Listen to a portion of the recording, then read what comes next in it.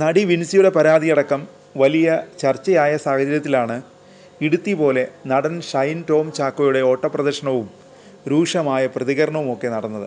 നേരത്തെ മുതൽ dance of സംഘത്തിൻ്റെ നിരീക്ഷണത്തിലായിരുന്ന നടന് കൂടുതൽ കുരുക്കായത് ഹൈബ്രിഡ് കഞ്ചാവ് കേസിൽ പ്രതികളായവരുടെ മൊഴിയോടെയാണ്. ആദ്യം മുങ്ങിയെങ്കിലും പിന്നീട് സ്റ്റേഷനിൽ ഹാജരായി ഷൈൻ കുറ്റസമ്മതം നടത്തിയതോടെ നടനെതിരായ നടപടി കർശനമാക്കാനൊരുങ്ങുകയാണ് പോലീസ്.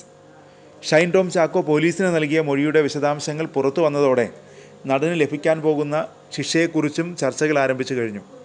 താൻ കഞ്ചാവും മെത്താംഫെറ്റമിനും ഉപയോഗിക്കുന്നുണ്ടെന്നാണ് ഷൈൻ ടോമിൻ്റെ മൊഴിയിലുള്ളത്. ഇതോടൊപ്പം സിനിമാ സെറ്റുകളിലേക്ക് ലഹരി എങ്ങനെയാണ് എത്തുന്നതെന്നും അദ്ദേഹം വ്യക്തമാക്കിയിട്ടുണ്ട്. സിനിമാ സെറ്റുകളിൽ ലഹരി എത്തിച്ചു നൽകാൻ പ്രത്യേക ഏജൻറ്റുമാരുണ്ടെന്നാണ് ഷൈനിൻ്റെ മൊഴി. ഇത് പ്രകാരം എക്സൈസിന് കൂടുതൽ സിനിമാ സെറ്റുകളിലേക്ക് അന്വേഷണം നടത്താൻ സാധിക്കും.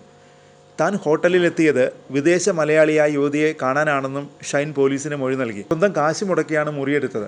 യുവതി ഹോട്ടലിൽ മറ്റൊരു മുറിയെടുത്തിരുന്നു. വിദേശ യുവതിയുമായി പരിചയമുണ്ടായിരുന്നു. തങ്ങൾ സ്ഥിരമായി ഫോണിൽ സംസാരിച്ചിരുന്നവരാണ്. ഇവരെ നേരിൽ കാണാൻ വേണ്ടിയാണ് ഹോട്ടലിലേക്ക് എത്തിയതെന്നും ഷൈൻ ടോം ചാക്കോ വ്യക്തമാക്കിയിട്ടുണ്ട്. ലഹരി മരുന്ന് ഉപയോഗിക്കാറുണ്ടെന്നും ഷൈൻ പോലീസിനോട് സമ്മതിച്ചു. ലഹരി മരുന്നിന് ഗൂഗിൾ പേ വഴി പേയ്മെൻറ്റ് നൽകിയിട്ടുണ്ട്. ആർക്കൊക്കെ എപ്പോഴെന്ന് ഓർമ്മയില്ലെന്നും ഷൈൻ ടോം ചാക്കോ പോലീസിനോട് സമ്മതിച്ചു. അതേസമയം ഹോട്ടലിൽ നിന്നുള്ള ഇറങ്ങിയോട്ടത്തിന് ഷൈൻ ടോം ഉത്തരം നൽകി. ഹോട്ടൽ മുറിയിൽ നിന്ന് ഓടിയത് ഭയന്നിട്ട് തന്നെയാണെന്ന് അദ്ദേഹത്തിൻ്റെ വിശദീകരണം. തൻ്റെ പിതാവുമായി സാമ്പത്തിക തർക്കമുള്ളവർ മർദ്ദിക്കാൻ വരുന്നുണ്ടെന്ന് കരുതിയാണ് ഹോട്ടലിൽ നിന്ന് ഇറങ്ങി ഓടിയതെന്നാണ് ഷൈൻ പോലീസിന് നൽകിയ മൊഴി. പിതാവ് ഒരു സിനിമ നിർമ്മിച്ചിരുന്നു. ഇതുമായി ബന്ധപ്പെട്ട് സാമ്പത്തിക തർക്കമുണ്ടായിരുന്നു. ഇതുമായി ബന്ധപ്പെട്ടവർ തന്നെ മർദ്ദിക്കാൻ വന്നെന്നാണ് കരുതിയത്. ഹോട്ടൽ റിസപ്ഷനിൽ വിളിച്ച് ചോദിച്ചപ്പോഴും അവർ ഒളിച്ചു കളിച്ചു. ഇതോടെയാണ് സംശയം വർദ്ധിച്ചതും താൻ ഓടിയതെന്നും ഷൈൻ വ്യക്തമാക്കുന്നു. മെറ്റാംഫെറ്റമിനാണ് ഉപയോഗിക്കുന്നതെന്നാണ് ലഹരി ഉപയോഗത്തെപ്പറ്റി ഷൈൻ ടോം ചാക്കോ പറഞ്ഞത്. ഇത് മൂക്കിൽ വലിച്ച് കയറ്റുകയാണ് ചെയ്യാറുള്ളത്. കഞ്ചാവ് ഇടയ്ക്ക് ഉപയോഗിക്കും. കഞ്ചാവ് ആരെങ്കിലും കൊണ്ടുവന്ന് തന്നാൽ സെറ്റിൽ വെച്ച് വലിക്കുമെന്നും ഷൈൻ പോലീസിനോട് സമ്മതിച്ചു. അതേസമയം വിൻസി അലോഷ്യസുമായി ബന്ധപ്പെട്ട ആരോപണങ്ങൾ ഷൈൻ നിഷേധിക്കുകയും ചെയ്തിട്ടുണ്ട്. വിൻസി അലോഷ്യസിനോട് തമാശ രൂപത്തിൽ പലതും പറഞ്ഞതല്ലാതെ അപമര്യാദയായി പെരുമാറിയിട്ടില്ലെന്ന് നടൻ വ്യക്തമാക്കി. സിനിമാ സെറ്റുകളിൽ ഇൻറ്റേർണൽ കമ്മിറ്റി ഉള്ളതായി കേട്ടിട്ടുണ്ട്. അല്ലാതെ അവർ ആരൊക്കെയാണെന്ന് തനിക്കറിയില്ല. അങ്ങനെ ആരെയും ഇതുവരെ സെറ്റിൽ കണ്ടിട്ടുമില്ലെന്നും ഷൈൻ പോലീസിന് മൊഴി നൽകി. ഒപ്പം തന്നെ ഷൈൻ ടോമുമായി ബന്ധമുണ്ടെന്ന് കരുതുന്ന മയക്കുമരുന്ന് കച്ചവടക്കാരനെ പോലീസ് തേടുന്നുണ്ട്. മലപ്പുറം സ്വദേശിയായ ഇയാൾ ലഹരി കച്ചവടം ബിസിനസ്സാക്കിയ ആളാണെന്നാണ് വിലയിരുത്തൽ. കുറച്ചു കാലമായി പോലീസ് റഡാറിലുള്ള സജീറിനെ കിട്ടിയാൽ കേസിലെ കഥ തെളിയുമെന്നാണ് പോലീസ് കരുതുന്നത്.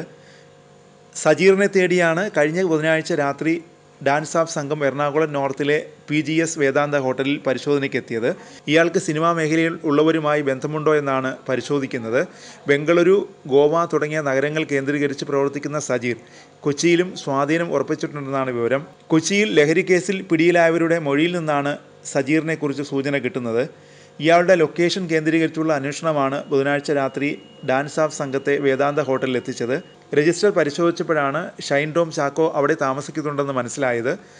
സജീറുമായി ഷൈന് ബന്ധമുണ്ടോ എന്ന കാര്യമാണ് പോലീസ് വിശദമായി അന്വേഷിക്കുന്നത്.